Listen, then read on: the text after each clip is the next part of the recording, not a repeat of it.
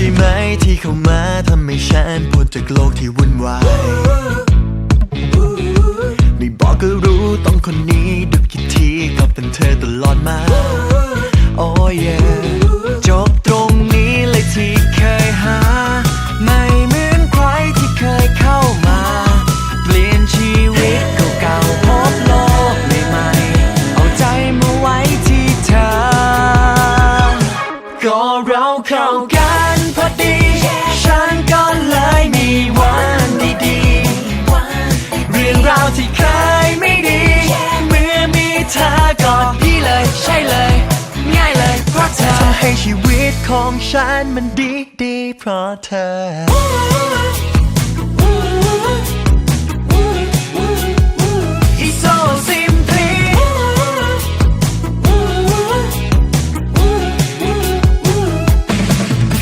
ได้เจอแล้วกับคำตอบที่ใช่เพราะเธอทำให้ทุกอย่างมันง่ายใกล้กันทั้งวัน and every night เพราะความรู้สึกฉันบอกว่าใช่ It's alright and don't be shy และมีความสุขได้ตามสบายใช่มากๆ and everything gonna be okay ตรงนี้เลยที่เคยหาไม่เหมือนใครที่เคยเข้ามาเปลี่ยนชีวิตเก่าๆพบโลกใหม่ๆเอาใจมาไว้ที่เธอก็เราเข้ากันพอดี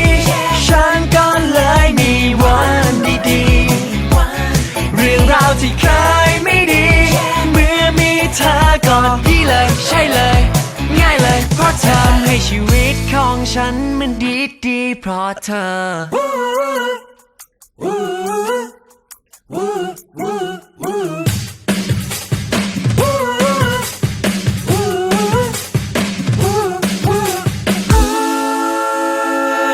ก็เราเข้ากันพอดีฉันก็เลยมีวันดีๆเรื่องราวที่เคยไม่ดีเมื่อมีเธอกอดพี่เลยใช่เลยง่ายเลยเพราะเธอทำให้ชีวิตของฉันมันดีๆเพราะเธอทำให้ชีวิตของฉันมันดีๆทำให้ชีวิตของฉันมันดีๆเพราะเธอ